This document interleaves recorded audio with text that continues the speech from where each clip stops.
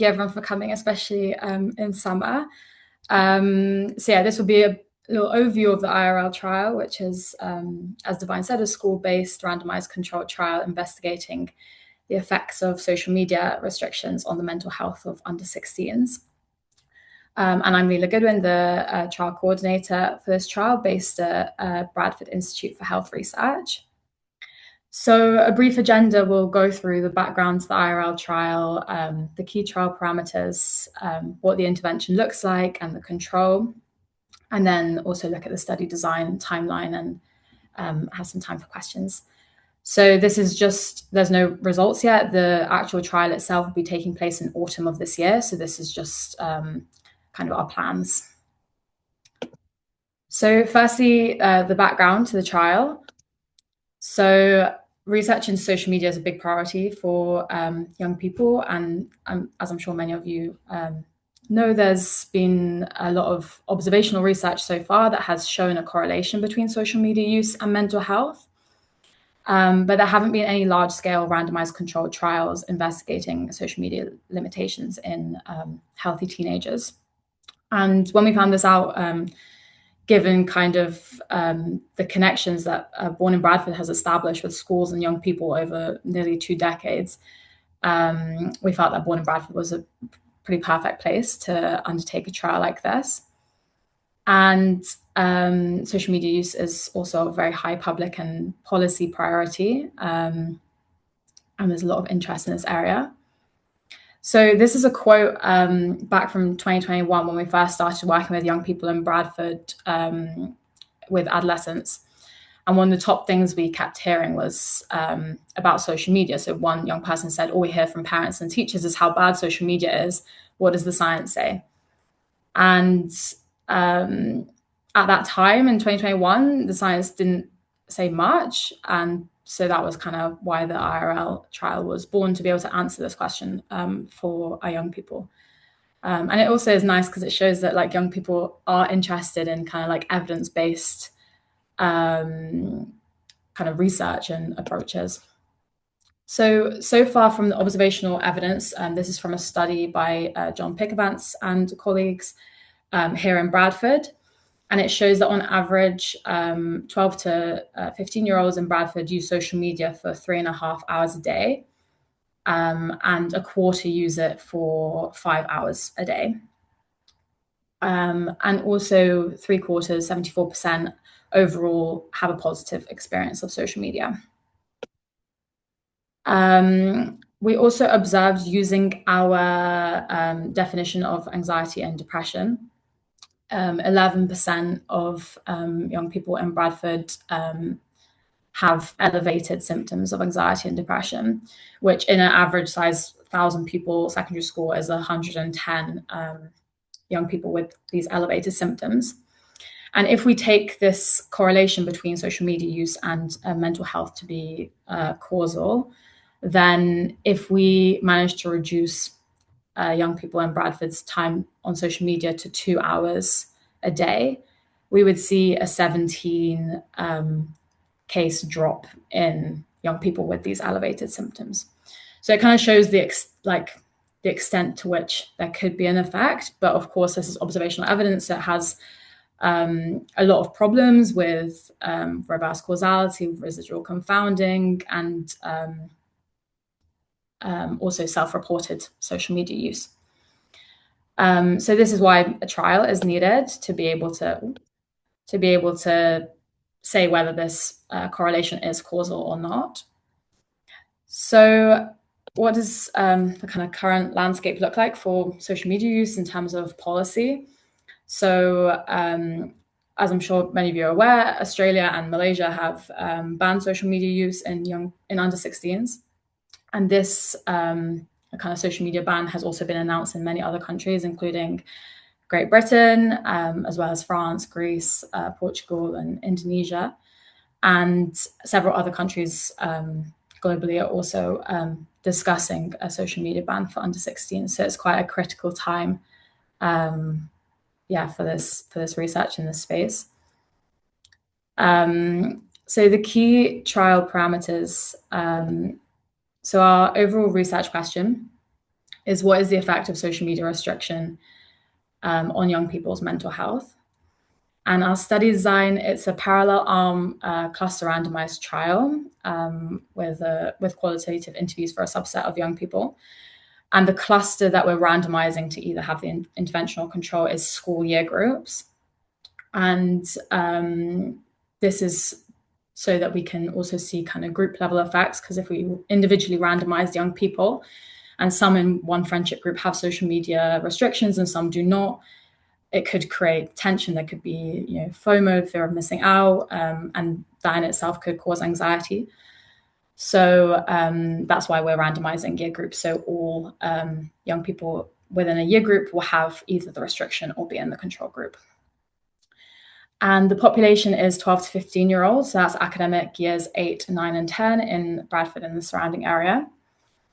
And the intervention itself is a daily budget for social media screen time of 1 to 2 hours, plus a curfew at night, which will be from 9 p.m. till 7 a.m. And this is managed using a bespoke research app. And the duration of the intervention will be 6 weeks. And the control group will just be usual life, so they can use social media as much as they wish. And the primary outcome is anxiety, which we'll measure with the ARCADS 25 anxiety subscale. So the intervention, the kind of main two ideas we had for an intervention for social media restriction would be either limitations in the amount of time that young people can use social media or a complete ban. So we did several rounds of co-production with young people to decide how the intervention should look like.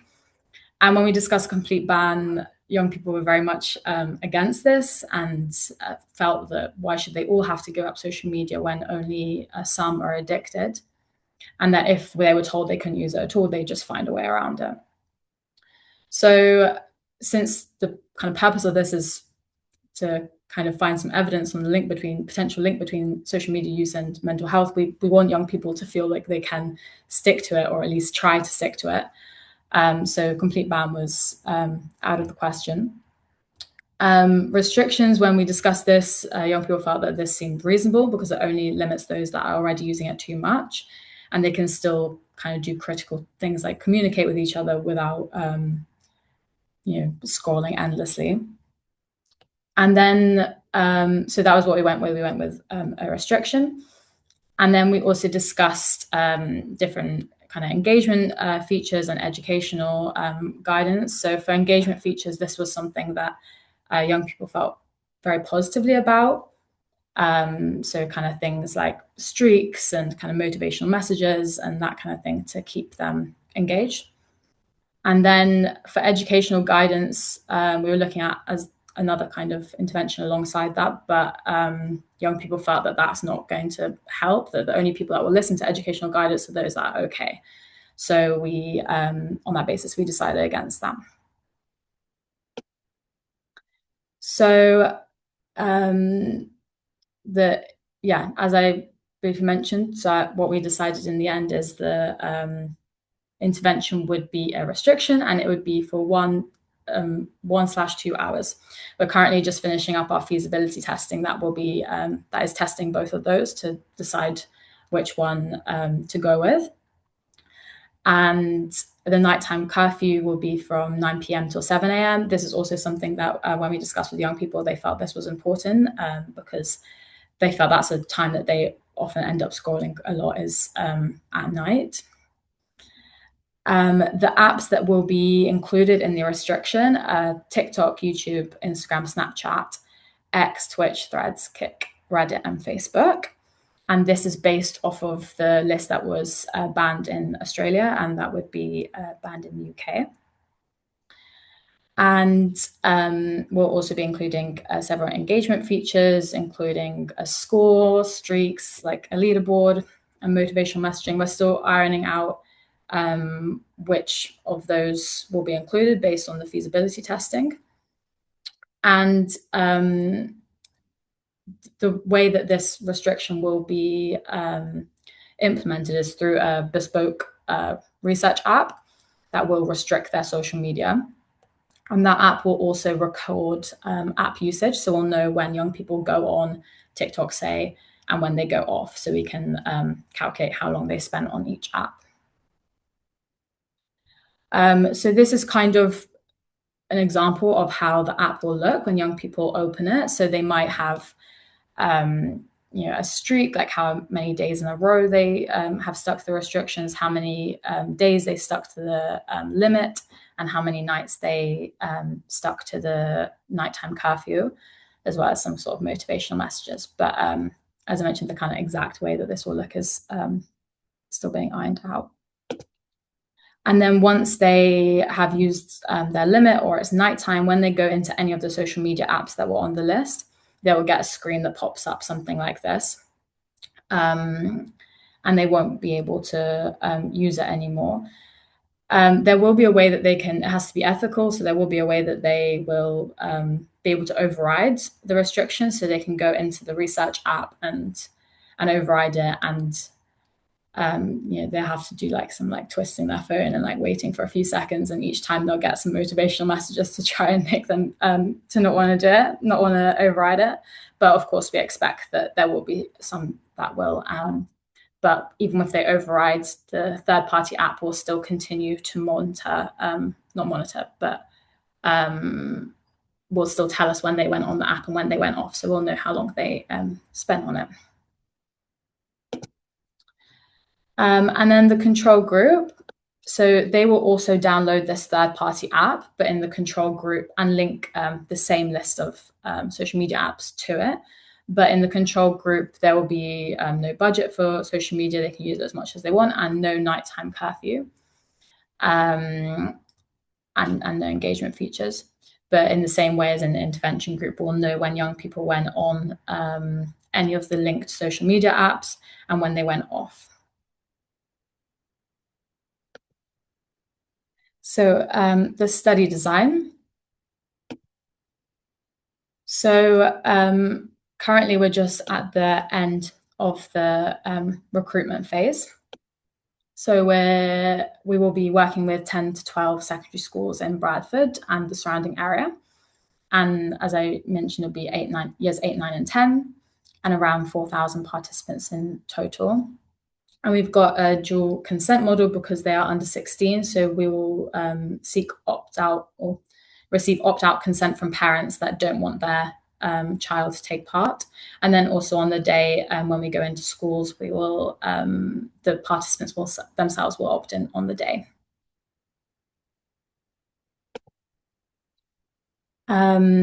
So then from autumn 2026, we'll start going into schools. So the first session, we go into schools twice. So the first session will be the app setup, and then we'll also do a baseline survey. So the kind of measures that we will include in our survey include the primary outcome, so anxiety, which we measured in both the baseline and follow-up survey. And we'll also be measuring depression and wellbeing as secondary outcomes, and as well as several other variables that I hypothesize to be mechanisms of action between social media and mental health. And that's developed through co-production with young people of kind of hypotheses they have. So those variables include loneliness, sleep, physical activity, sedentary activity, bullying, and social activity, all of which we measured from the survey. And then we'll also have the data collected from the app metadata on the amount of time spent on the social media apps. So after the young people have completed the baseline survey, they'll be allocated to either, or their year group will be allocated to either the intervention or control. So the way that the randomization works is we'll be randomizing years 8, 9, and 10 within the school. So within each school, they will have 2 year groups in one arm and 1 year group in the other arm. And that will be at least 1 year group in the intervention arm and at least 1 year group in the control arm, and then the third one we don't know. And this will be repeated for all of the schools. And the motivation for randomizing within the school is so that we can keep kind of the baseline characteristics of the school balanced between the study arms. So yeah, they'll be randomized to either control or intervention, and then they'll be in those groups for 6 weeks, and then we'll go back into school to get them to delete the third-party app and also complete a follow-up survey, which will ask the same questions as we had in the baseline survey. So for timelines, as I mentioned, currently we're just finishing up the recruitment, and our qualitative interviews will take place during the intervention period and then also 3 months after. And we should have kind of primary, like given the kind of policy space and that findings are wanted as soon as possible and needed as soon as possible, we will get outcome reports out as quickly as possible. So that could be as early as February, March next year. And then later on, we'll start working on academic publications and this kind of thing, which will be peer reviewed and understandably will be out a bit later. So I think that's everything. Thank you so much for listening. And thank you to our funders, Welcome and NIHR, and as well as all the rest of the team. I'll just stop sharing my slides so I can see you. Thank you so much. Lila, if anyone have a question, please feel free to type it on the chat or raise your hand or just unmute, and happy to answer your questions. We'll just wait for people to type in if they have any more questions.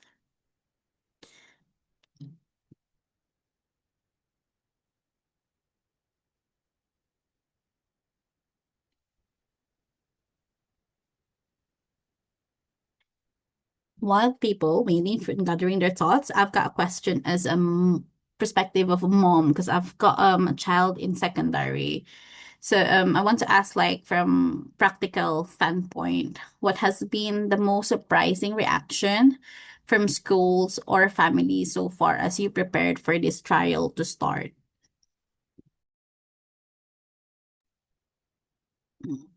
No? Violet gone? Violet? No? No. Just go. Wait. Our speaker just gone? We'll just come. I'm so sorry, my laptop just crashed. It's okay. So I've got just one question for practical standpoint, while we're waiting for people to gather their thoughts. So as a mom of a secondary school child, what has been the most surprising reaction from schools or any families so far while you're preparing this trial to start? Yeah, it's a really good question. I think we've been really pleased with how engaged and excited schools have been and parents to participate. We've had a lot of emails from parents saying that they're just really glad that some things like this is happening and that their child can be a part of it. I think one thing we were really surprised at recently is with the announcement of the ban in this country, we were worried that young people will now feel that it's a bit pointless because it's a ban's happening anyway. What's the point in restricting our social media before we're going to be having a ban anyway? But actually, surprisingly, engagement has increased. In the assemblies that we've been going to afterwards, it feels like young people are a lot more excited and kind of intuitively recognize that this is kind of a last chance to contribute to this kind of evidence, which is really exciting and really, lovely to hear. Amazing. Anyone have any more questions for Lila and for the trial as well? Be your chance.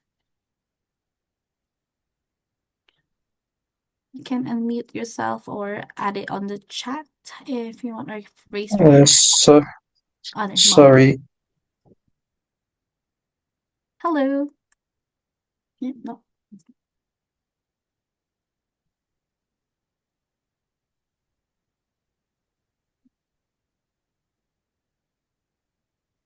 Mobin, have you got any questions?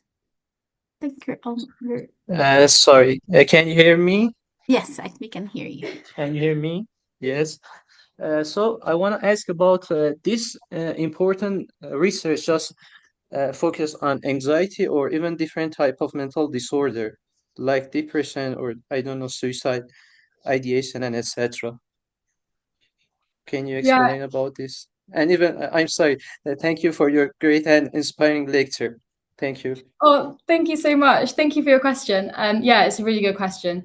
So our primary outcome is anxiety, just because in the literature this came up as one that is very strongly linked, and also that potentially effects can be seen quite quickly and drop in anxiety symptoms after social media restriction from kind of studies in adults. But we are also looking at depression and with ARCADS and well-being with swim webs as secondary outcomes. Um, so those are the three main ones for this study. But yeah, it's a good point about suicide ideation, and I mean, there's so many potential outcomes to look at. So kind of selecting that which ones to look at was tricky. But yeah, I hope that helps. Thank you. And even for my second question, do you agree with John Haidt about the main important reason for increasing depression and suicide ideation and etc., different type of mental disorder, is social media or not? If I understood correctly, if social media is the main driver As of mental health, is that correct? Was that the correct yeah, question? as yes, as Jonathan Haidt claim in his important book, Anxious Generation. Yeah, yeah. Yeah, I mean, I think right now we can't say. I think that's why this trial is great because it will shed some light on whether social media does contribute to mental health and to what extent. I feel like right now we can't say how much it even contributes, let alone whether it's the main driver. I think a lot more research needs to be done to be able to say that.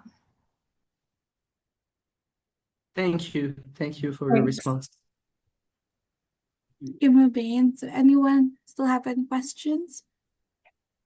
We got one question. Oh, sorry, Louise. Yes. So hi, yeah, sorry. I'm not sure I quite understood the randomization that you were going to be using. Were you saying that you would, so you got the 3 different years that at any one time 2 of the years would be in one group and 1 of the years would be in another? Yeah, correct. So, because the randomization is like within the school and there's only 3-year groups, we I know just that within wondered, why did you do it like that rather than split the year group in half? So there it's so, wasn't any issue with age? yeah, it's a good question. It's because there's so many like friendships within year group. If we split the year group in half and randomize individually, some people like within friendship groups, some would have social media restrictions and some wouldn't. We felt that this could create FOMO as the ones don't have that do have social media restrictions may want to use it more if their friends are on it, and there could be various group level effects, like more, if hypothetically, if by reducing social media young people turn to more different offline activities, they may want to do that within their friendship group. So if some people are still using social media more, we may not be able to observe that. So that was kind of the logic for randomizing at the group level, at the year group level. And then for randomizing within schools, instead of taking all the year groups together and stratifying by different baseline characteristics, by randomizing within the school, it means kind of the characteristics. Like here in Bradford, there's big ethnic differences between schools. Some are very, very high proportion white British, some are very, very high proportion South Asian. So we wanted those kind of characteristics as well, as whether it's single sex school or mixed school, to be balanced between the intervention and the control. I hope that makes it a bit Yeah, no, I understand the why doing the randomization within the same school. It was just the age thing. I mean, I don't know much about this. I don't know if different ages, well, I know us old people use Facebook and kids don't so much, but apart from that, is within those year groups, would there be a change in the apps that they're using? And have you considered the sort of, by doing the different age groups in the two different arms of the trial, what effects that might have on the outcomes? I see what you mean. So because there's so within both the trial arms, they'll also be balanced in terms of year groups. So they'll both have a similar number of years, 8, 9, and 10. It's kind of like, because they're being randomized within the school, because this is for 12 school or 10 to 12 schools. If each within school is randomized, then there will be similar so there will obviously the age. youngest year, if they're in the control group, I understand that they're going to be, some other schools they'll be in the intervention group. Yeah. I was just sort of, I suppose I'm just always thinking of like, just reducing any sort of variability, but I can totally, it's a very good point about saying if they were wanting to engage in non-E outdoor activities, it would be good if they can do it with their friends. I understand that's a good point. Yeah, thank you. I hope that clarified it a bit more. Yeah, no, it's good. Good luck with it. Have you had good recruitment so far then? Yeah, it's been really great so far. We were impressed by the number of schools that instantly wanted to take part, which is always exciting. Yeah, very much so. No, it's great. Thank you. Thank you. Thank you, Liz. We've got question for Chun here. I got a question which may not be a question, it could be a comment or thought. So I wonder, how do you define your eligibility criteria of the participants? I know you are doing recruitment in pupils in schools, and in order to evaluate the effectiveness of any intervention, the eligible participants for trial ideally should be the population with the condition.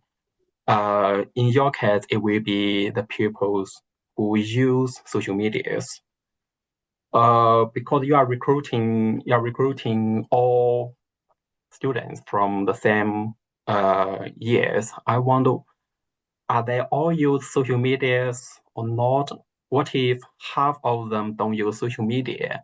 Half of them use social media, then that means half of the pupils are not eligible because they don't use social media. So yeah, this will be a problem for defining your effectiveness. Did that make sense here? Yeah, it's a really good point. I mean, from our kind of observational work in Bradford, we know that can't remember the figure off the top of my head, but it's about 95% of that age group, 12 to 15-year-olds, have social media.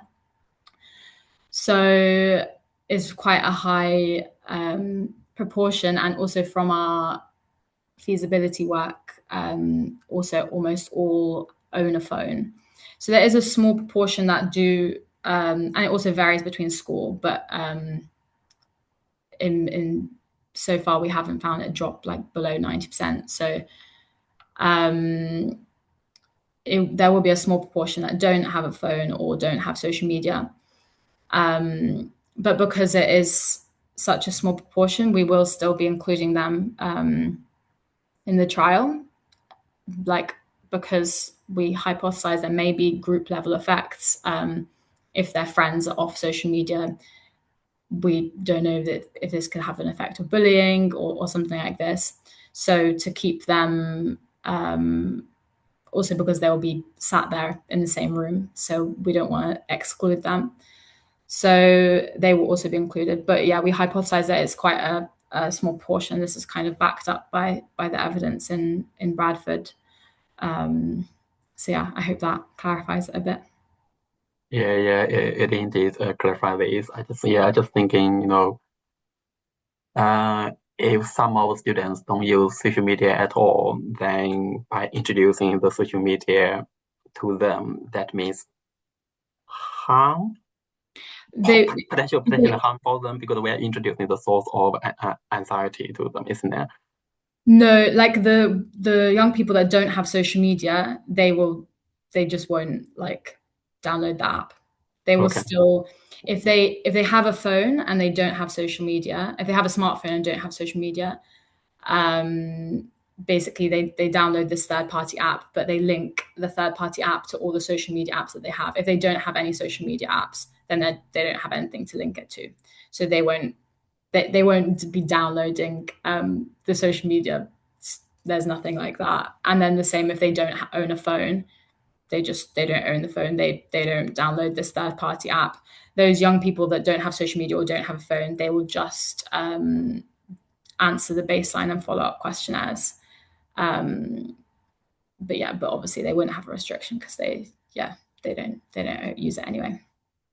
Yeah. I hope that makes sense. I guess you. It's pretty unethical. For me, I just feel if this small proportion of students their involvement may dilute the effectiveness of the intervention, isn't it? Because they don't. That makes sense here, because they don't use social media or they didn't download the app, then their involvement in the trial will dilute, make the effectiveness much smaller rather than as bigger than you expected to see. Yeah, of course. It's just weighing up like which to do. It's like either to exclude them or to not, and or to include them. And I guess the logic as to why we're including them is because like they'll be there and because they've been randomized to this group as well, so it kind of sticks with intention to treat and potential selection bias if if it's a certain type of if the young people that don't have phones or don't have social media have certain characteristics, then completely excluding them from the analysis could introduce some kind of biases. So I suppose it's not, a decision has to be made on that. And but I see what you're saying. Yeah, thank you. Yeah, thanks. Thank you so much. We've got another question for Amy. So apologies if I missed it, but are you measuring anything regarding change in behaviors outside of social media use? Example, like opportunities for face-to-face interactions or other non-digital hobbies, etc. Yeah, this is a really good question. So we're asking quite a lot of questions in the questionnaire about about sports, about physical activity,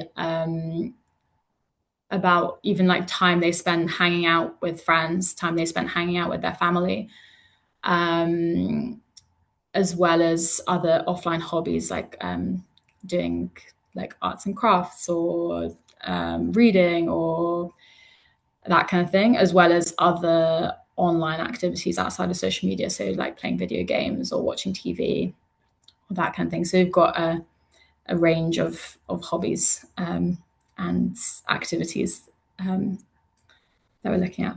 But thanks. Thank you so much. Any more questions?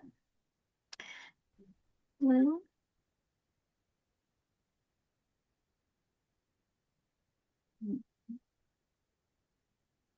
if you don't have any more questions, that's fine. As a reminder, we'll be emailing out the recordings for this session, and also we'll email the evaluation form for this session. Thank you so much, Lila, for the wonderful presentation. Well, thank you so much, everyone, for coming and for your questions. Thank you, everyone. Okay. Thank you. Bye. Bye.